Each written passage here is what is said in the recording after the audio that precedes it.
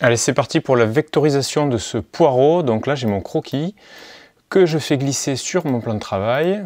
Alors, on va se mettre à l'aise. Voilà, je l'agrandis. Je le centre, comme je suis un peu maniaque. J'ai mis que ce soit centré. Là, un petit coup d'opacité pour voir ce que je trace. Voilà, c'est selon, on va dire, l'intensité du croquis. Voilà, ça va dépendre. Voilà, bon, voilà, 80%, ça me va bien. Je bloque le calque, je recrée un calque pour vectoriser, là comme ça je suis tranquille. Et je vais commencer par tracer. Alors, je vais prendre une couleur de fond, sans contour, et je vais commencer par ici. Voilà, donc là j'ai une pointe, et je vais tracer absolument tout. Alors, ça va être rapide, hein, parce qu'il n'y a pas grand chose. Voilà, donc là je fais tout le tour de ma forme, comme ceci. Alors je peux mettre en transparence, comme ça me permet de mieux y voir. Là, je vais carrément me mettre comme ceci, et je repars dans l'autre sens. Voilà. Alors j'essaie d'avoir des belles courbes, de l'harmonie.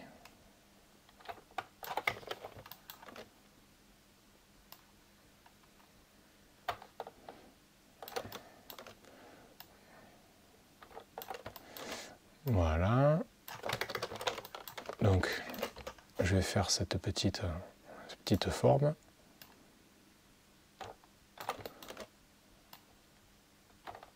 Comme ceci. On repart dans l'autre sens. Voilà. Et on va faire le reste.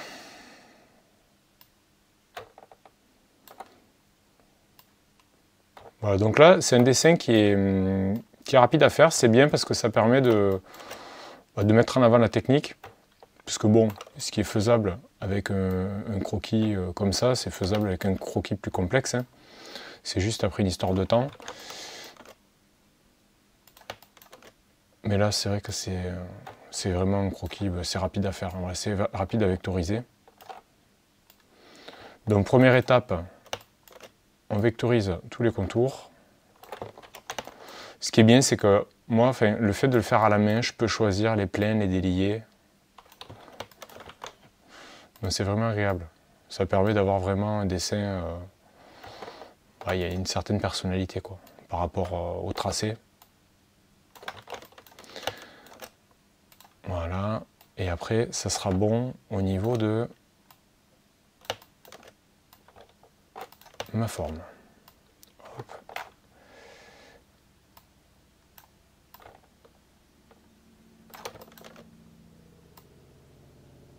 Voilà. Donc là, j'ai bien mon tracé. Alors ce que je vais faire, c'est que, bon, ce que j'aime bien faire, c'est garder un tracé de secours au cas où. Voilà, que je duplique, que je mets là. Et celui-ci, je vais le fusionner. Donc Pathfinder Réunion, ici. Donc moi, c'est F4, hein, ça me permet de... Voilà, c'est mon raccourci, c'est mon script. Et à présent, j'ai plus vraiment besoin du croquis qui est derrière. Je vais procéder à la mise en couleur. De toute façon, l'objet est assez simple, hein, on va dire, c'est un dégradé du blanc vers le vert. Alors, maintenant que j'ai mon tracé, j'aimerais avoir mes couleurs à l'intérieur. Alors moi, j'ai ma petite technique pour ça. Je vais un peu arranger ici, voilà. Alors, ce que je fais, je vais mettre cette forme en transparence. Voilà. Donc là, j'ai une forme, ma forme, elle est à 30%. Je vais copier la forme, donc CTRL-C. Je vais la coller devant, CTRL-F. Donc là, on voit qu'il y en a deux. Ouais. C'est pour ça que je l'ai mis en transparence. Avec la flèche blanche, je sélectionne le bord, comme ceci. Alors, voilà, le bord. De sorte à ce que ça me sélectionne vraiment tout le contour. Je supprime deux fois. Donc, une première fois, ça me supprime le segment qui est ici. Et une deuxième fois, ça me supprime tout le contour. Et donc, en fait, je me retrouve avec ça. Donc, j'ai cette forme et j'ai cette forme. Donc là, j'ai l'intérieur. Sauf que, en fait, j'aimerais que l'intérieur ici soit rempli. Voilà. Sauf que là, j'ai pas envie de le faire à la main, tout ça. Parce que bon, là, l'objet, il est simple, je pourrais le faire à la main. Mais quand j'ai un objet véritablement complexe avec des centaines de zones, ben là, c'est un peu compliqué. Alors, ce que je vais faire, donc je sélectionne la forme, celle-ci, à l'intérieur. Je vais effectuer un décalage.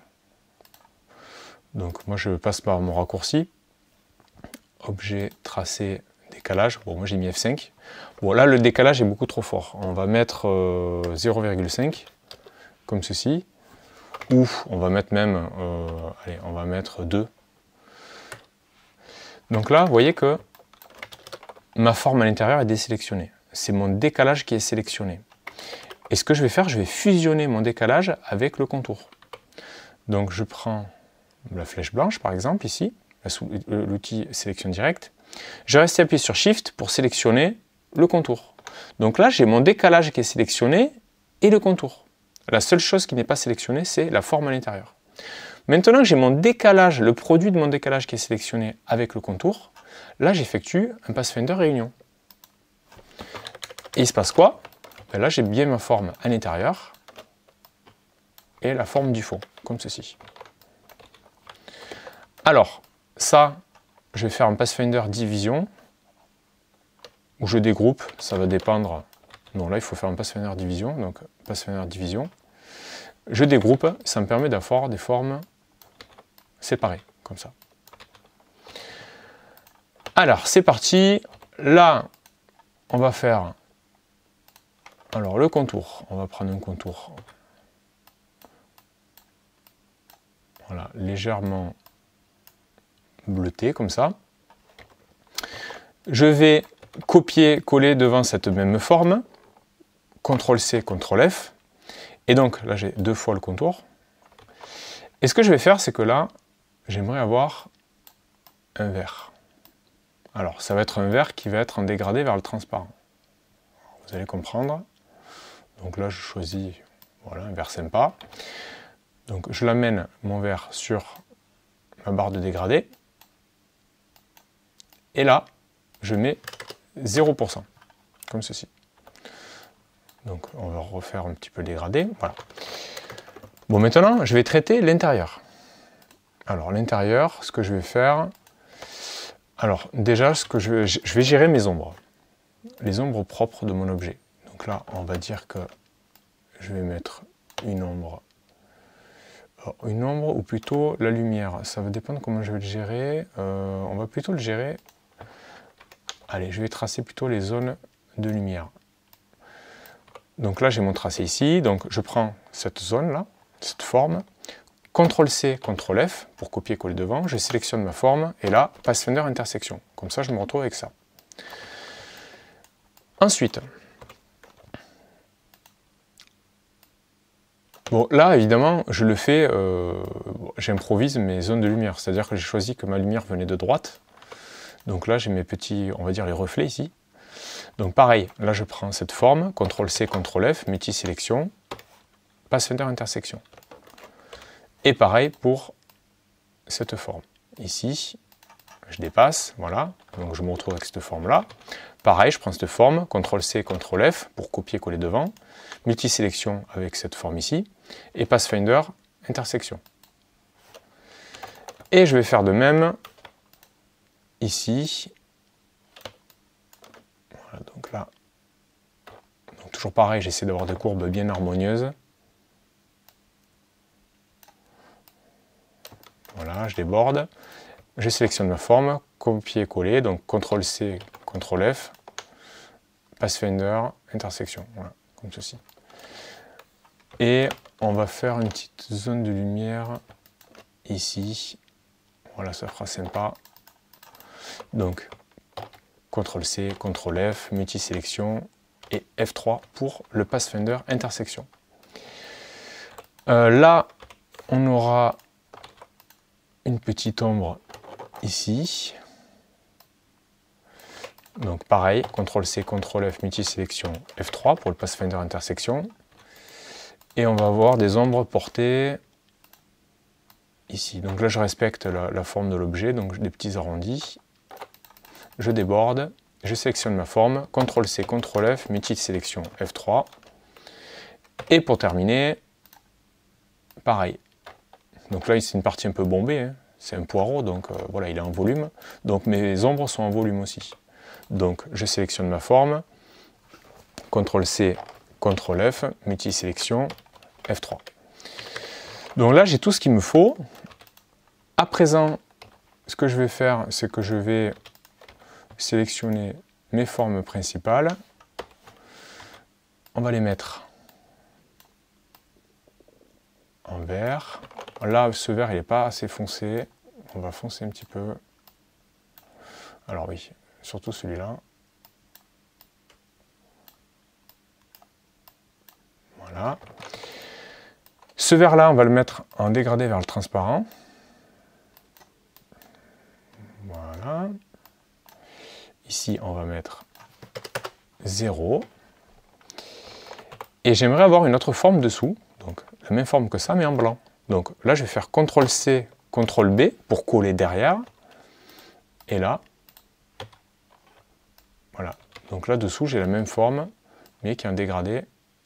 Alors, j'ai la même forme en blanc. Voilà. Donc là, j'ai ma forme blanche. Et là, j'ai ma forme vert en dégradé. Là, du blanc, on va faire du blanc dégradé vers un petit bleu sympa, léger. Voilà, comme ceci. Ce petit reflet-là, j'aimerais avoir du blanc dégradé vers le transparent.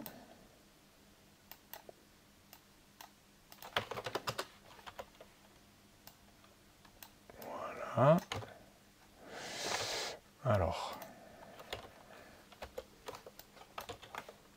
je choisis, alors on va dire que voilà, on part de là.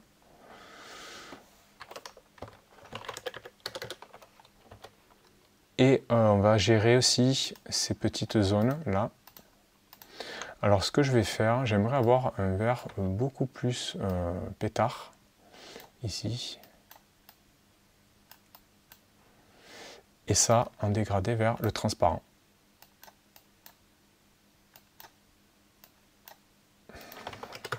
Voilà. Alors ouais, si je veux une couleur un peu plus peps.